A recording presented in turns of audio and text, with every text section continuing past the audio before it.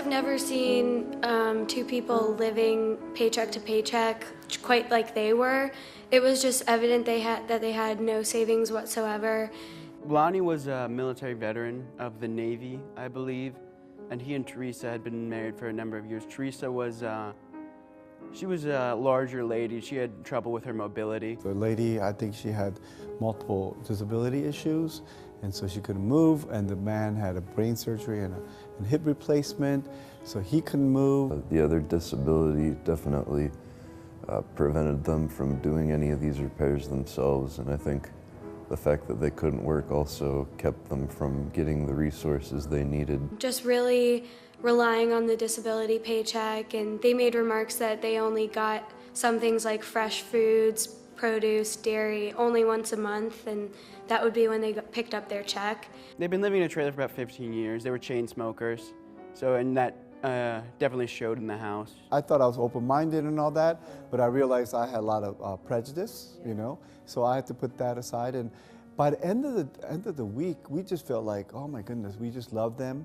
and they loved us for who we were. They just really needed help with their home. Their floors were cracked, and their bathtub was too short, so they had just installed plastic at the end of it, and it wasn't really doing a good job of keeping the water out, so all the wood under it was rotting. And I think their first tub cracked, and then somewhere they found a second tub for free. We learned had been given to them due to defect where the drain was on the wrong side of the tub. The water was going down and causing water damage in the walls of the trailer. That was pretty difficult because we had to get like all the plumbing right, and we had one of the helping hands there who drove from Philadelphia down. He's just he'd been doing it for 19 years.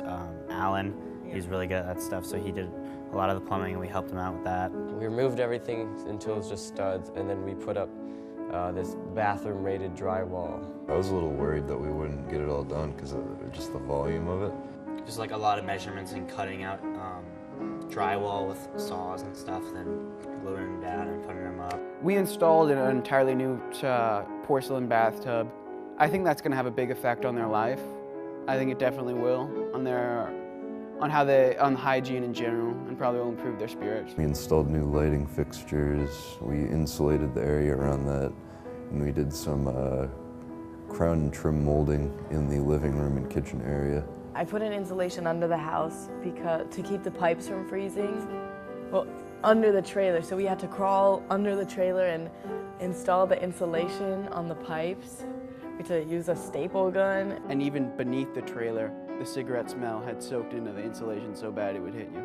They were just using cinder blocks, stacked cinder blocks, to exit and enter the back of the trailer, and that's really, really dangerous. Like, that's a huge hazard.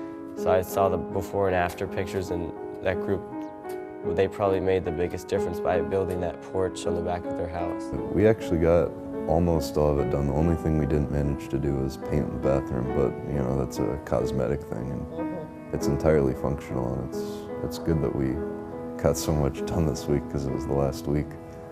Feel good about it? Yeah, definitely. I'm really proud of what we did there. We accomplished a lot. We gave them a whole new bathtub and tiling, and I think that's really going to help them.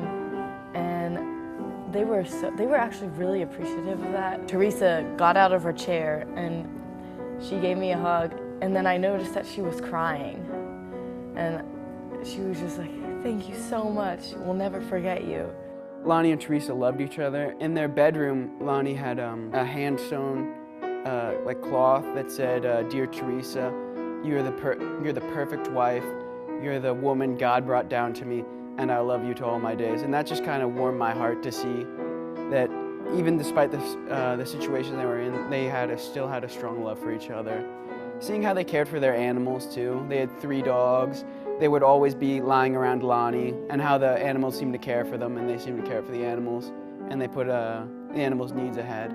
They gave us 2 cards, like one from them, one from the dogs, that just said, "We'll never forget you," which is, you know, they won't. I know they won't, and we won't forget them. At the core of it, it was soul meeting soul.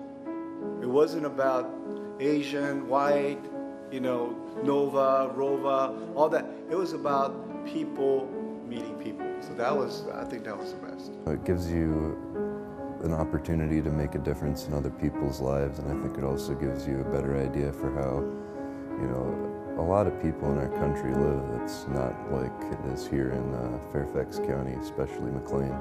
Being Christian's about serving other people, and that's what ASP is about.